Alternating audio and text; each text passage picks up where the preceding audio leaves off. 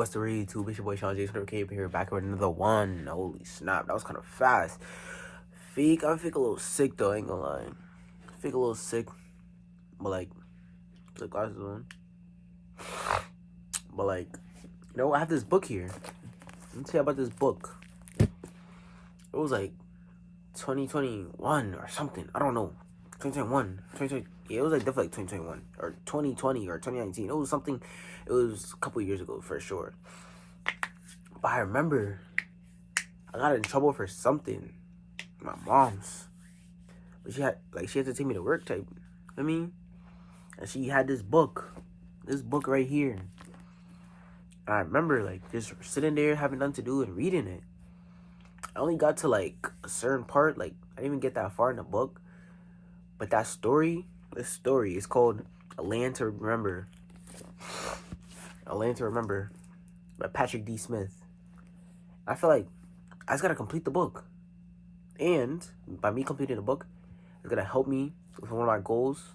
This is to better my speaking on camera, like just public speaking, like reading books for me. Kind of what my son Kai Castanat be doing. And also, like, I'm gonna just be able to just post more long form content for the people that watch it. For me. So, there are 3 generations of the, what is it? McCavey family, from dirt poor crackers to wealthy real estate tycoons, in an epic portrayal of the American pioneer. Will survive. Wait.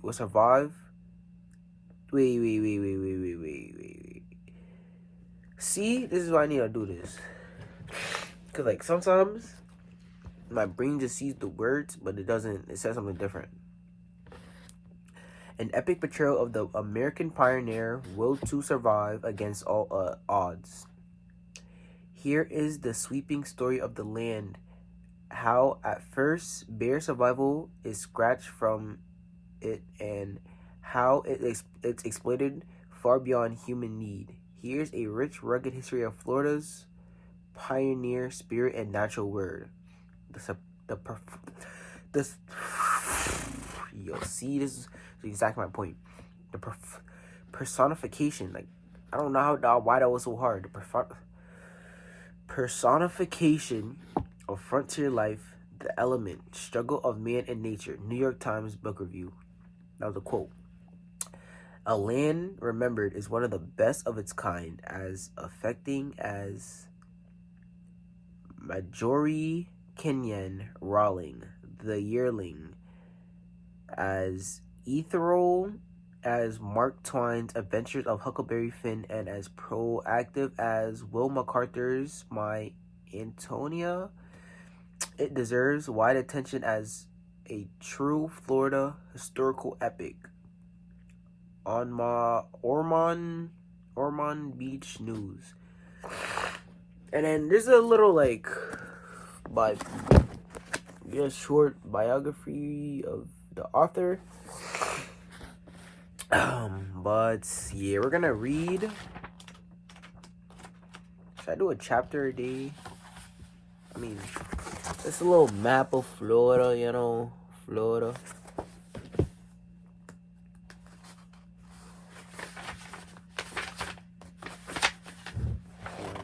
I want to see how far I'm gonna read to. Not gonna lie, I'm gonna do 5 chapters today. Well, in this video. Give me a second. Alright, before I start, comment down below if y'all want me to read the Diary of a Wimpy Kid series. Pretty sure I got all the books. I think that's a book drops every year. Anyways, let's get into this. We're gonna read like 5 chapters. 1. Miami, Florida, 1968.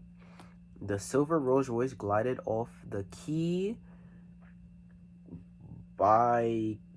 but there's some words I never seen before, I ain't gonna lie. As smooth as a dolphin cutting the green water of the bay, Solomon McAvee sat on the back seat, staring intensely at each house they passed. At the spotless, manicured lawn, as if seeing things for the first and last time. As they neared the causeway, he muttered, For what this one island is worth today, my papa would have bought the whole damn state back in 1883 when I was born. Wait, 1883? When he was born?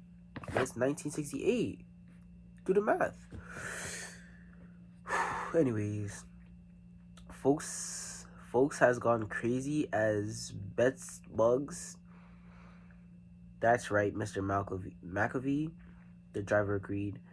They all have gone plumb crazy. When they came to a park bordered by state royal palms, the old man squinted his eyes at the entrance sign. Solomon McAvee Park. Then he leaned forward, shook the driver's shoulder, and said, "You see that, Arthur? Bought that 15 acres back in '09 for $47.50. Can you imagine it? And some folks thought I'd be skinned for paying that much. But not one damn soul who used the park can say Solomon McAvee is or cared less. Wait. Solomon McAvee is or could care less. Probably cussed me as some Empire State Building bastard who stole everyone's blind back in the old days and gave this park to a wait, it doesn't say slave. SALVE. His co-science? The black driver nodded in agreement as he turned from Rickenbacker Causeway and headed up to Brickell Avenue. You sure you want to go through with this, Mr. McAvee? He asked, knowing the answer would be feeling. He asked again for the last time. I could turn around and go back right now if you change your mind. I'll not change my mind. McAvee grunted. There will be no turning back. I don't want to see that big house again. Not ever a single. McAvee died in a fancy place like that. And I'd be damned if I'd be the first. Go to Punta Rasa as planned. But I want you to drive up Miami Beach. I want to see it one more time. Yes, sir, Mr. McAvee. I'll turn across the MacArthur Causeway. As they crossed the causeway, they would see cruise ships making their way into the port. Their masts decorated gaily with multicolored banners. Then the rolls turned left into Collins Ave and moved slowly up South Miami Beach. The streets were lined with shabby rundown apartments, hotels, porches filled with old people sitting in cane-bottomed chairs, staring at nothing, some asleep and others perhaps dead and as yet unnoticed. Men and women who have retired from harsh climate of the north and ended up trapped in the Roscoe world of South Miami Beach. It ain't nothing but a walking cemetery, McAvee said, staring through the heat waves that already drifted up from the sultry sidewalks. Should be turned back to the gill and turns. Should be turned back the gulls and turns. As they continued up Collins Ave, it suddenly changed, as if a boundary line had been drawn across the island. The beach now lined with majestic hotels, one after another. The interspersed.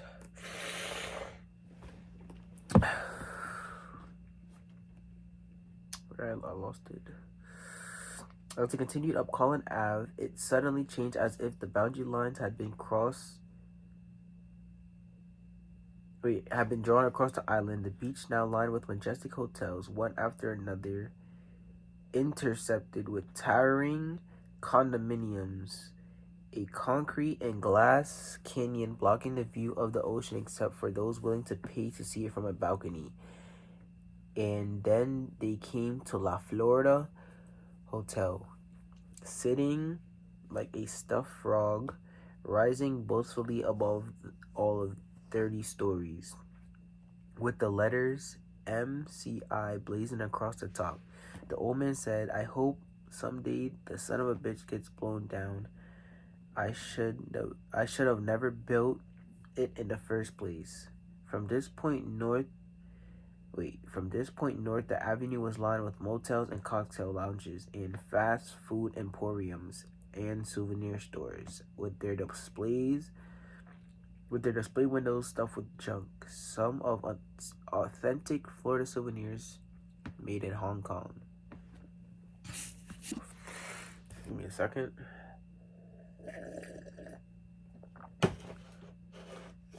Hopefully that doesn't fall. Malcolm then said, that's enough, Arthur. I'd rather go try to remember it like it was when I first saw it. Get us off of here at the very next exit. The driver turned left into Julia Turtle Causeway, leading to the mainland. The old man said, you know who Julia Turtle was? Arthur said. No, sir. Wait, you know who Julia Turtle was, Arthur? No, sir. I sure don't. Hell, I do. My mama visited her visited with her.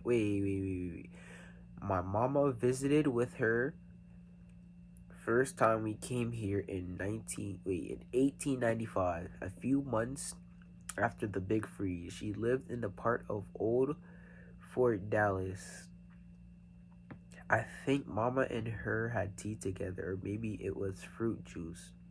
When the freeze killed everything in Florida except for here, Julia Turtle sent an old man Flagger some orange blossoms up to Palm Beach to show him that they were still blooming at Fort Dallas, and that's how he ran his railroad down to Miami.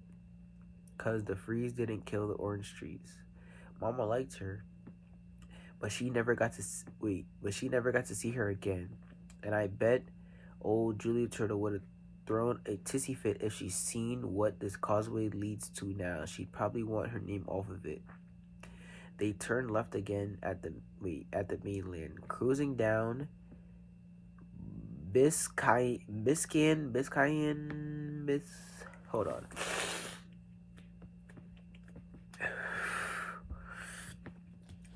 Boulevard.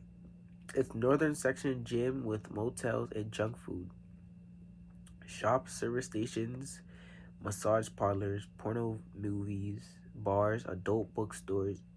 The sidewalks empty early in the morning sun, but teeming at night with prostitutes and junkies, and windows with WINOS.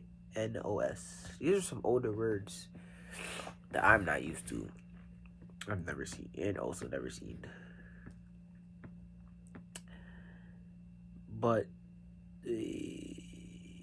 windows and professional muggers.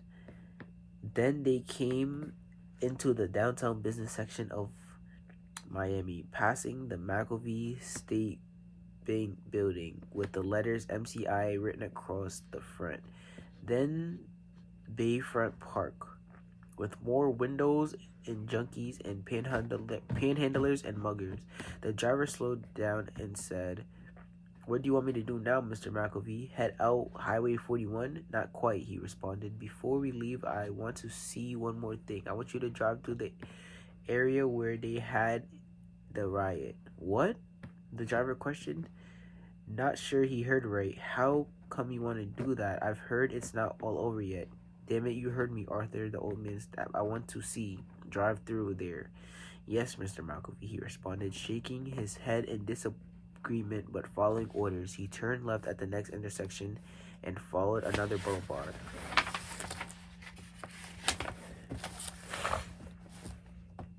As soon as they came to the area of gutted buildings, boarded up storefronts, and burned automobiles not yet removed from the street, the people standing idly along the sidewalk stared with hostility at the rows abled by. They did a pretty good job, McAfee commented as they moved out of the area, but this isn't the end. You mark my words, Arthur. There'll be more, and next one will be even worse.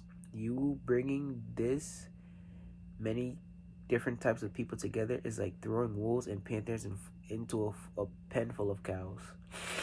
The fur never stops flying. As they moved slowly through the congested traffic of the lower Tam-Miami Trail, the old man shook the driver's shoulder again and said, "You know, Arthur, I don't know why some folks were so shocked by the riot. How this whole state was born of violence. You can't go anywhere without stepping on a skull of some man or animal that was killed. The whole damned place is littered with bones." The driver had heard it all before. He listened attentively as the old man continued. "What haven't I seen for myself? I've read about. During the past 14 years, I've been holed up in that house alone. I've read enough books to fill up Biscayne Bay. I know about those bloodthirsty Spanish conquistadors who came with their crosses and killed everything in sight in the name of Christianity. Narvaez cut off the nose of Chief Wait.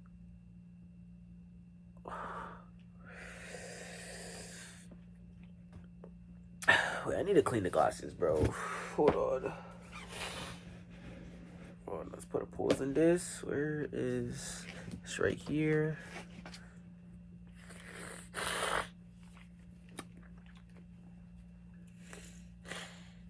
Bruh.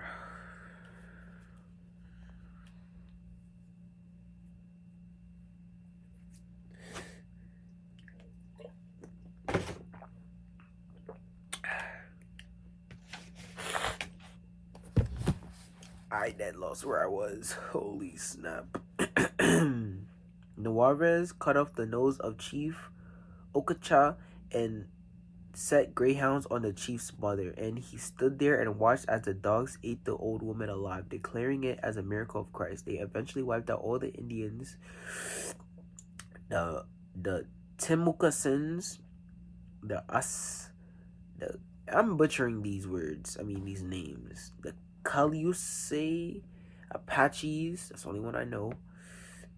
The Jegas, the Tictasas, the Mendezes lopped off the heads of 200 Frenchmen who came here, and he did it just because they were Huguenots.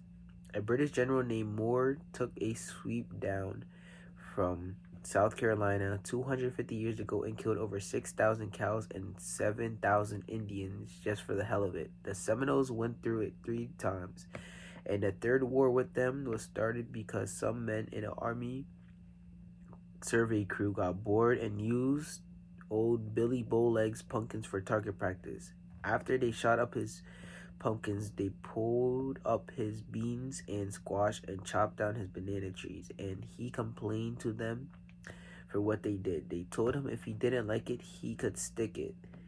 And there it went again, another war, and there ain't no telling how many men in my papa's time was bushwhacked or knife gutted or hung on account of fighting over wild cows. Then later, it was over land itself and putting up fences and putting up offenses. It went on, and it hasn't stopped, and most likely never will. You won't find the name Malkovy in history books, Arthur, but they were right in the thick of it, and I mean the thick of it. We scattered a few bones too. Yes, sir, Mr. Malkovy. I know what you said is the truth. By now, they have left the city and entered the Everglades, with its endless stretches of open sawgrass dotted from distant hammocks of hardwood and palm. The road and shoulders were both littered with decaying bodies of small animals struck by automobiles. Buzzards flapped out of the way as the car approached and then returned to the carnage as soon as it passed. As soon as the Muskogee Indian Reserve bordered the highway, in an area lined with airboat rides and tourist villages, a craft store, and after they entered the big cypress swamp, the road here was stained even worse with blood and guts of small animals crushed flats into the steaming asphalt. The old man studied the passing landscape. "Slow down, Arthur, so I can get my bearings," he cautioned. "It's been a while since I've been here." "Another 3 miles," he said. "Turn right at the next dirt trail." The tires of the rolls made crunching sounds as they glided slowly across the sandy road, heavily lined with palmettos and pond cypress. A mother raccoon with her brood of babies scurried out of the way as they made a sharp turn and came into the edge of the clearing. Malkovich said, "Stop here and wait." It could be we've have another passenger." 7 cheeky huts were spaced at a random around the clearing, and beneath one of them, an old man stirred a pot with a wooden spoon. Malkovich approached and said, "I'm looking for Toby Cypress." Without speaking, she pointed the way of the tiki. The tiki? Is it a... No, it's not the tiki. Tiki starts with the T. I'm not my best right now. I'm not out 100%. But the grind must continue. Literally.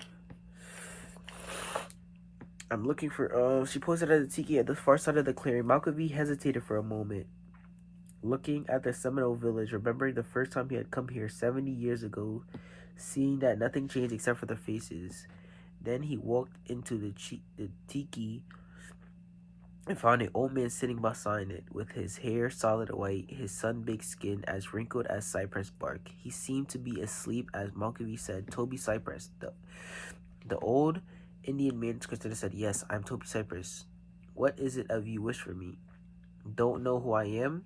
Toby Cypress pushed himself up and looked closer, and he smiled. "So, Malkovich, it's been decades now, and the age ravaged both of us.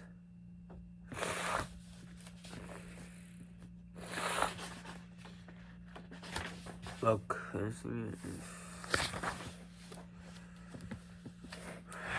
not gonna lie, we're gonna just end it right here. We made it 6 pages, so not too terrible. I'm trying to find like a bookmark. Yeah, I made it 6 pages, not too terrible. Once I get over this little cold, I'll be able to read better. But, you know, it's your boy Sean Jason for Factory. Back here with another one. Let me know what y'all think of the reading. It's gonna improve. Y'all gonna see the improvement. This is only the first video. So, yeah. Let me know. Signing off for now. I'm gonna see y'all in the next one.